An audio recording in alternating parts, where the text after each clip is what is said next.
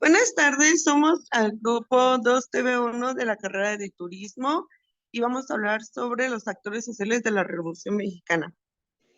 Una vez consolidado el poder, Díaz comenzó una política de consolidación entre los actores más favorables del país.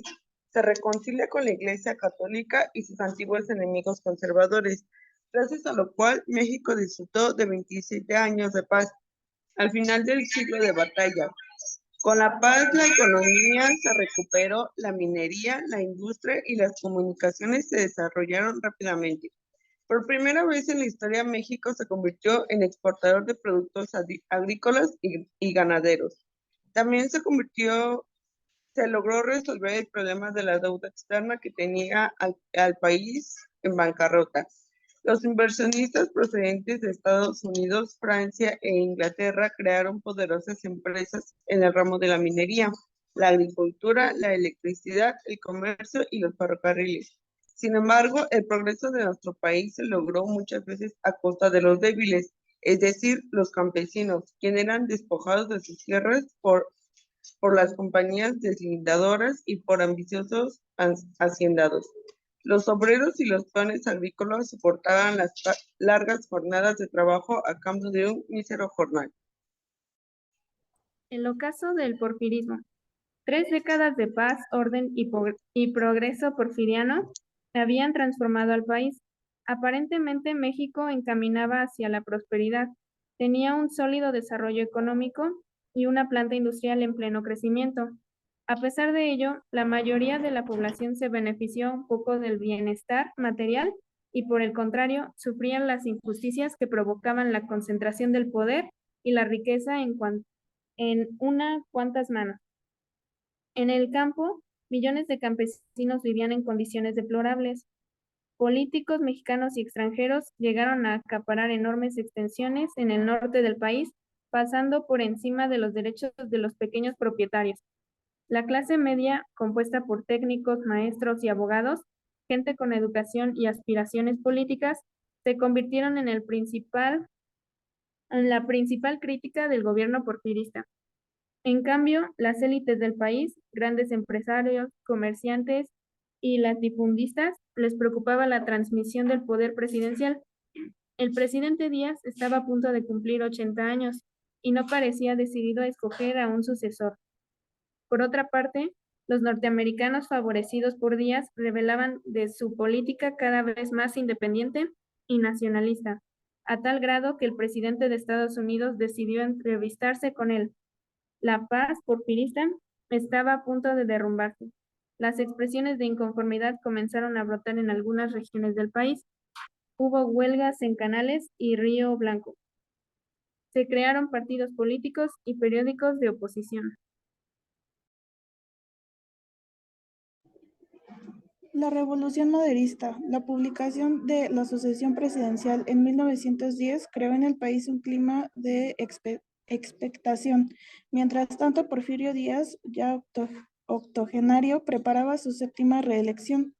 Francisco I. Madero, hijo de un rico hacendado en Coahuila y de ideales democráticos, se manifestaba abiertamente en contra de la dictadura porfirista.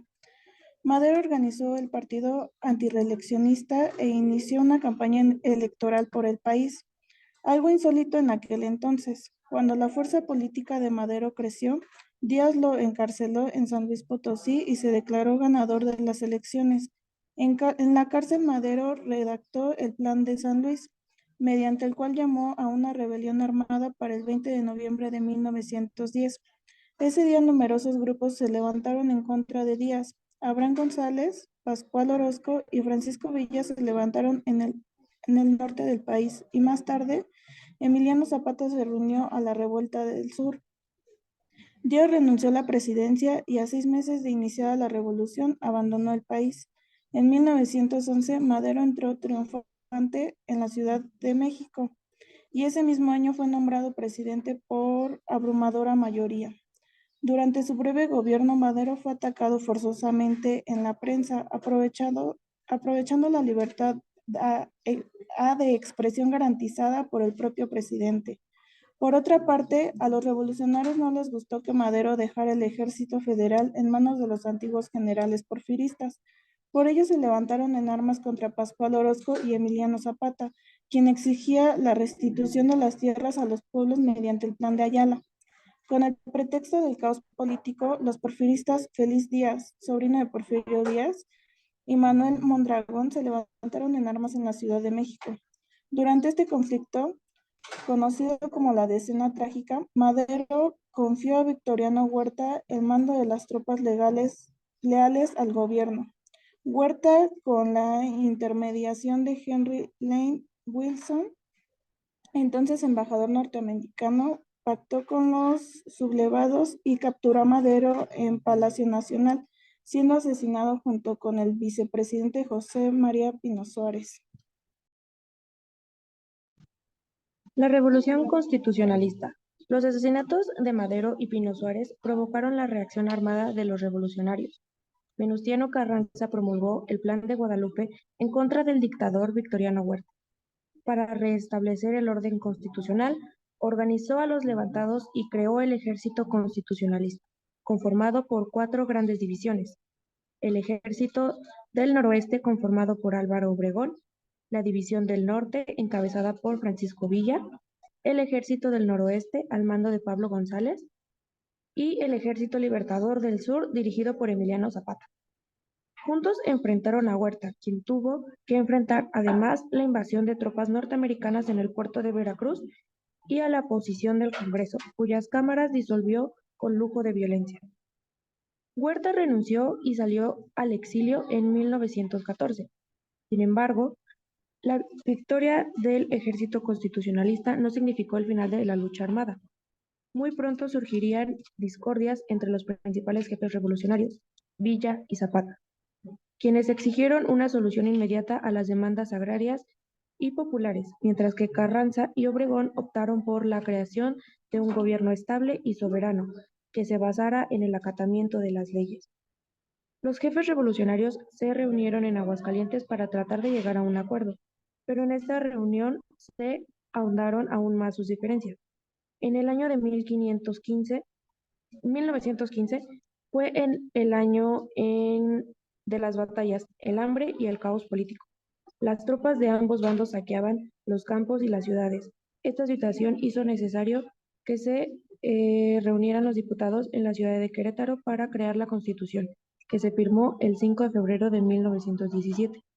En ella se consagraron las garantías individuales, la soberanía entre los recursos de la nación y los derechos de campesinos y obreros. La época de los caudillos. En 1919, Venustiano Carranza logró consolidar su poder. Estados Unidos había reconocido su gobierno y sus enemigos principales estaban vencidos. Zapata fue asesinado de manera alevosiva en Chinameca y Villa derrotado por Obregón. Vio reducido su gloriosa división del norte a un puñado de fieles guerrilleros.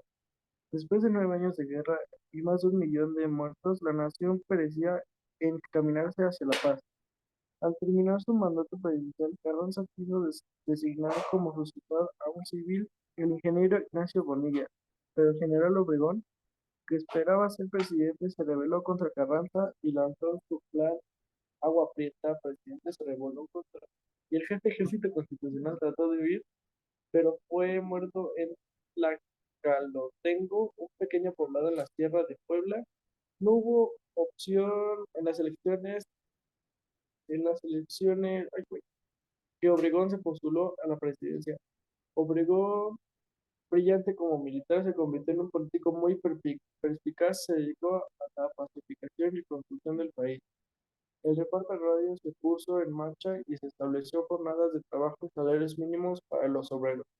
Sin embargo, propuso el control de los recursos petroleros que se encontraban entonces en manos de las compañías extranjeras para obtener el reconocimiento de los Estados Unidos. La lucha armada había creado una conciencia sobre la necesidad de la justicia social y educación del pueblo mexicano. Obregón encargó en esta última tarea a José Barcelos, gran intelectual y educador, que emprendió una campaña de alfabetización por todo el país. En las escuelas se promovió el orgullo por los valores nacionales y con sentimientos de las grandes obras de la cultura universal. Al acercarse el fin del gobierno de Obregón, se presentó el nuevo problema de la gestión presidencial. El elegido fue Plutarco Elías Calles, pero su designación provocó el levantamiento de Adolfo de la Huerta y otros altos mandos del ejército. Esta inconformidad les costaría la vida a varios de los antiguos generales revolucionarios. La consolidación del poder revolucionario. Plutarco Elías Calles gobernó el país entre 1924 y 1928.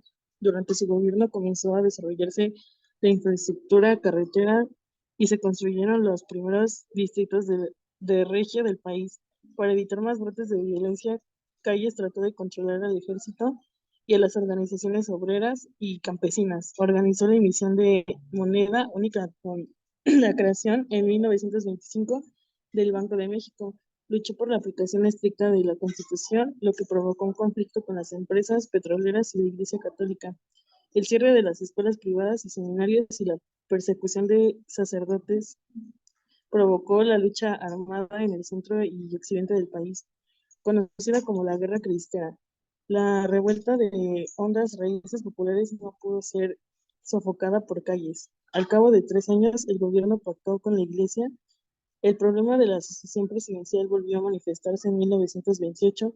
Obregón quiso repetirse nuevamente como presidente, lo que causó la rebelión y posterior ejecución del general Francisco Serrano. Vencedor en las elecciones, Obregón fue asesinado mientras celebraba su triunfo en un banquete público después del atentado. Calles declaró el final de la época de los caudillos y el principio de la época de las instituciones. Para evitar más conflictos electorales, creó en 1929 el Partido Nacional Revolucionario, que aglutinó a algunas fuerzas políticas más fuertes en la época, obreros, campesinos y militares, y nombró presidente provisional a Emilio Portes Gil. El prestigio de los artistas e intelectuales revolucionarios se hizo evidente al postularse José Vasconcelos como candidato a la presidencia. Venció en unas elecciones dudosas por Pascual Ortiz Rubio, el candidato de Calles, y el partido. Vasconcelos tuvo que salir del país.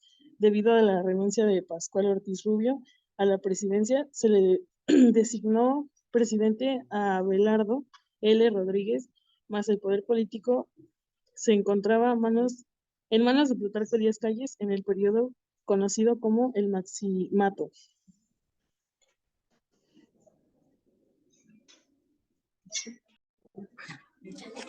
La revolución se vuelve institución. Al finalizar el periodo de Abelardo Rodríguez, Lázaro Cárdenas fue designado candidato a la presidencia de la República. Desde el comienzo de su gobierno, Cárdenas mostró una decidida voluntad de cambio, defendió los movimientos obreros y campesinos, y con su apoyo hizo frente al general Calles, que mostraba una actitud hostil hacia la política independiente de Cárdenas. Logró neutralizar su poder, destituyó a sus seguidores en el gobierno y finalmente lo expulsó del país. El régimen cardenista supera a todos los gobiernos anteriores en la aplicación de los postulados de la Revolución Mexicana, sobre todo el relativo al reparto agrario, que incluyó a más de un millón de familias de campesinos. También la clase obrera se vio favorecida. Se crearon nuevas agrupaciones sindicales y campesinas que fueron la base popular del partido oficial antecesor actual del PRI. La política cultural del cardenismo puso especial énfasis en los valores nacionalistas, el indigenismo y el socialismo. En 1938, Cárdenas enfrentó a las compañías petroleras que se negaban a negociar aumentos salariales con sus trabajadores.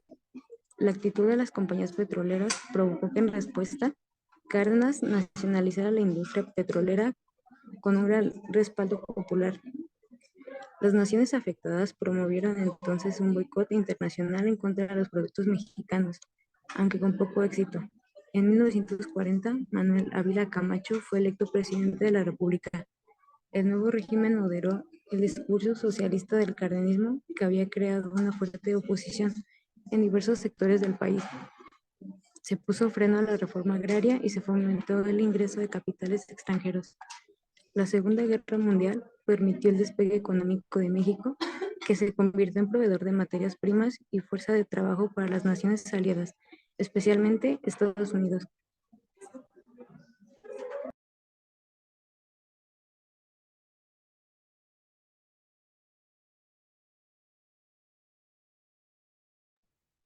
México en la segunda mitad del siglo XX.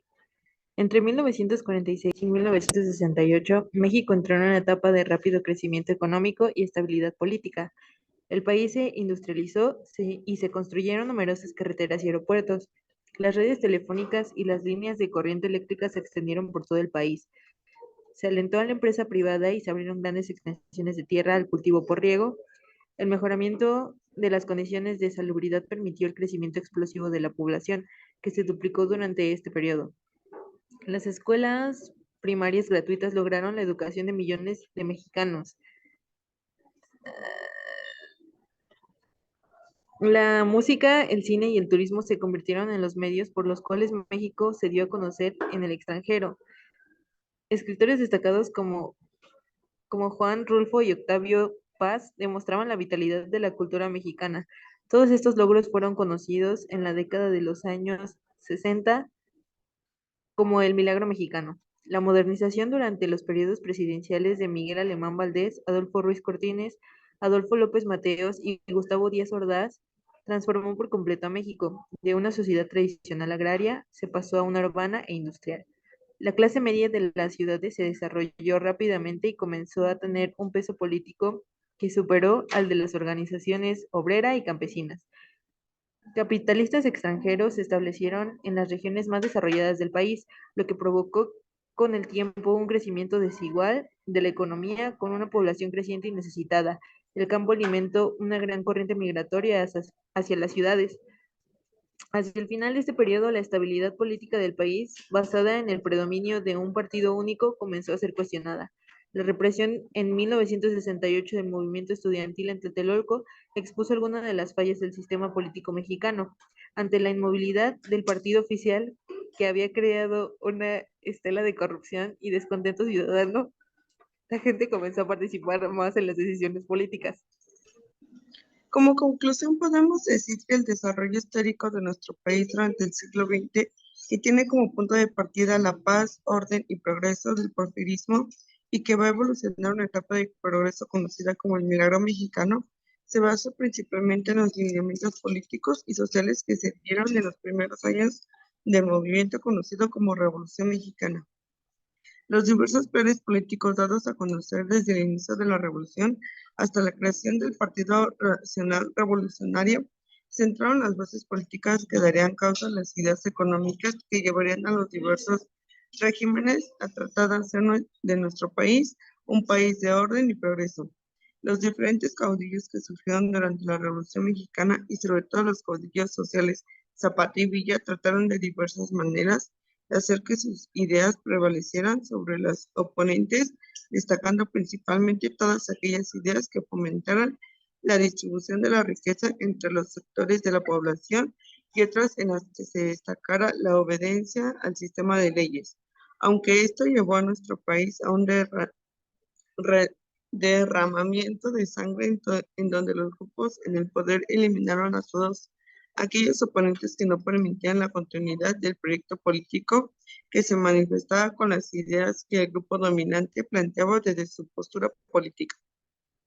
Tal vez el elemento más destacado de toda esta lucha, tanto política como militar y social, se ha promulgado en la Constitución de 1917, que incluye todas las garantías individuales, educación, seguridad, libertad, etc.